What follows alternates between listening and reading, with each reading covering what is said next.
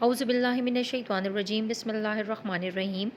السلام علیکم عزیز طلبہ، امید ہے کہ آپ خیریت سے ہوں گے اور آپ لوگوں کے پاس جماعت ہشتم کی ہی اردو کی لازمی کی کتاب موجود ہوگی۔ جماعت نہم میں جو کچھ آپ لوگوں نے پڑھنا ہے، اردو نصاب برائے جماعت نہم میعاد اول میں اسباق جو ہم پڑھیں گے، اس میں آپ پہلا سبق انسان کسی حال میں خوش نہیں رہتا، جس کے مصنف محمد حسین آزاد ہیں، پڑھیں گے۔ دوسرا نسو کا خواب، جس کے مصنف مولوی نذیر احمد ہیں۔ تیسرا حجی اکبر، جس کے مصنف منشی پریم چند ہیں۔ چوتھا ڈرامہ دستک پڑھیں گے، جس کے مصنف مرزا ادیب ہیں، اور غلام فرحت اللہ بیگ کا شخصی خاکہ پڑھیں گے۔ حصہ نظم میں نظم برسات کی بہاریں پڑھیں گے، جس کے شاعر نذیر اکبر آبادی ہیں۔ حصہ غزل میں میر تقی میر کی دوسری غزل اور خواجہ حیدر علی آتش کی دونوں غزلیات انشاءاللہ پڑھیں گے۔ حصہ گرامر کے کام میں ہم مضامین تحریر کریں گے۔ ہمارا قومی تشخص، یوم آزادی، محنت کی عظمت، خطوط تحریر کریں گے۔ دوست کے نام، فنی تعلیم کی اہمیت و افادیت کے بارے میں خط۔ دوسرا خط، والد صاحب کے نام، اپنے مستقبل کی منصوبہ بندی کے حوالے سے خط۔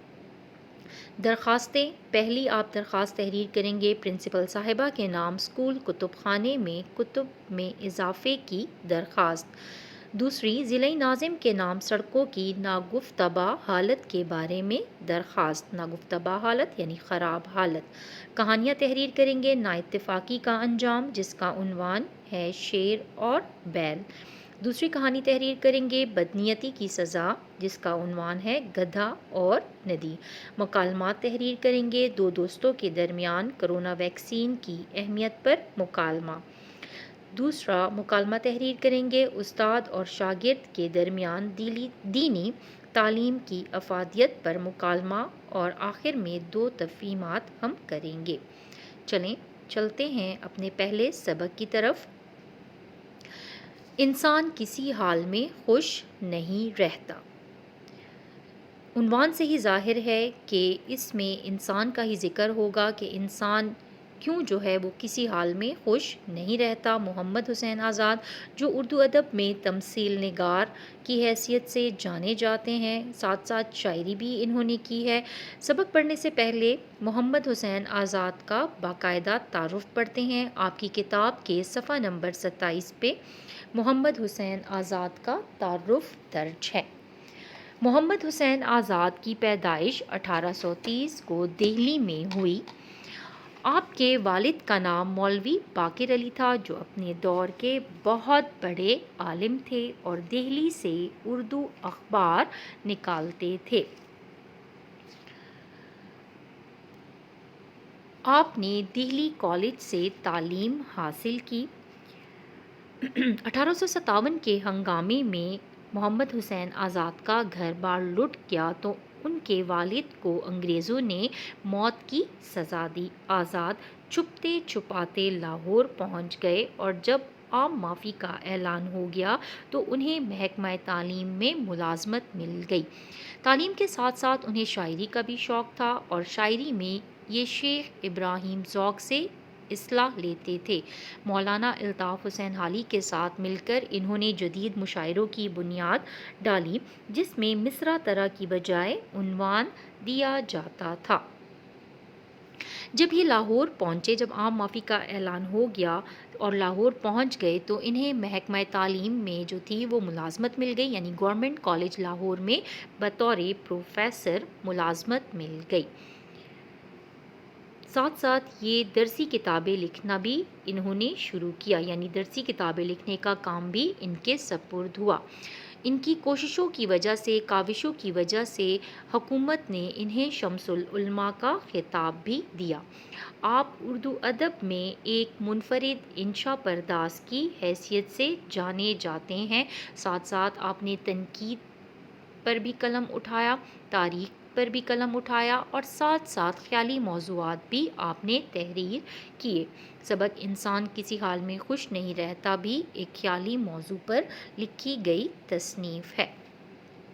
اچھا، جس وقت محمد حسین آزاد نے نثر لکھنی شروع کی تو ان کے سامنے نثر کے دو نمونے تھے، ایک پرتکلف اور مشکل عبارتوں والی قدیم نثر، اس کو آپ لکھنوی انداز بھی کہہ سکتے ہیں، اور دوسری غالب اور سر سید کی سلیس اور سادہ نثر، یعنی یہ دو نمونے جو تھے اس دور میں نثر کے موجود تھے، ایک مشکل تھی اور ایک سلیس اور آسان تھی۔ محمد حسین آزاد نے دونوں سے فائدہ اٹھایا اور اپنے لیے ایک نئی راہ نکالی، یعنی نہ تو انہوں نے مشکل کی تقلید کی اور نہ ہی غالب اور سر سید کی طرح سادگی کو اپنایا، بلکہ مشکل اور آسان دونوں کو ملا کر اس سے فائدہ اٹھاتے ہوئے انہوں نے اپنے لیے ایک نئی راہ نکالی۔ ہم کہہ سکتے ہیں کہ انہوں نے پرانی اور نئی نثر کے اسالیب کو ملا کر ایک نئے انداز کی بنیاد رکھی، اور انہیں اپنی شاعرانہ نثر کی وجہ سے بہت شہرت حاصل ہوئی۔ ان کی وجہ شہرت ان کی شاعرانہ نثر ہے۔ جب ہم اردو ادب میں ان کی نثر نگاری کی بات کرتے ہیں تو ان کی نثر نگاری کی اہم خصوصیات میں ان کی شاعرانہ نثر ہے، منفرد انداز ہے، یعنی جو ابھی ہم نے جس کا ذکر کیا کہ انہوں نے مشکل اور سادہ دونوں کو اپناتے ہوئے اپنے لیے ایک منفرد راہ نکالی، اور ساتھ ساتھ ان کی وجہ شہرت جو تھی وہ ان کی شاعرانہ نثر بنی، چونکہ شاعری بھی کرتے تھے تو ان کا کلام جو تھا، ان کا انداز جو تھا تحریر کرنے کا، اس میں ایک شاعرانہ نثر کا انداز جو تھا وہ پایا جاتا تھا۔ تیسری خصوصیت خیالی موضوعات اور مرقع نگاری ہے۔ خیالی موضوعات یعنی انسان جو کچھ سوچتا ہے اس کے ذہن میں، اس کے خیال میں جو تصویر بنتی ہے، مرقع نگاری بھی تصویر نگاری کو ہی کہتے ہیں، تو اس کو یہ بہت خوبصورتی کے ساتھ جو ہے وہ تحریر کرتے ہیں کہ وہ منظر قاری کی نظروں کے سامنے آ جاتا ہے۔ قاری پڑھنے والے کو کہتے ہیں، یعنی جو بھی ان کا کوئی بھی سبق پڑھتا ہے تو اس سبق میں تحریر کیا گیا منظر اس کی نظروں کے سامنے آ جاتا ہے۔ ساتھ ساتھ جب ہم شاعری کی ان کی بات کرتے ہیں تو انہوں نے مصرع طرح کی جو تھی وہ بنیاد رکھی، یعنی مصرع طرح کی بجائے جس میں عنوان دیا جاتا تھا۔ محمد حسین آزاد جو ہیں وہ الفاظ کے جادوگر ہیں، یعنی جب وہ کسی خیالی موضوع پر قلم اٹھاتے ہیں تو ان کا قلم موتی اگلتا اور پھول برساتا چلا جاتا ہے۔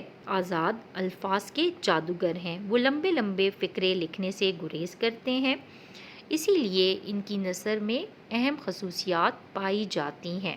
ان کی اہم تصانیف میں آب حیات، نیرنگ خیال، دربار اکبری، سخندان فارس، نگارستان فارس اور قصص ہند شامل ہیں۔ سبق انسان کسی حال میں خوش نہیں رہتا، ان کی تصنیف نیرنگ خیال سے ماخوذ ہے۔ آپ نے 1910 میں وفات پائی اور اس جہان فانی سے رخصت ہوئے۔ یقیناً محمد حسین آزاد کا تعارف آپ کو سمجھ میں آ گیا ہوگا، اور اب آپ اس قابل ہوں گے کہ اس پر تنقیدی نوٹ تحریر کر سکیں۔ اپنا بہت خیال رکھیے گا۔ اللہ حافظ۔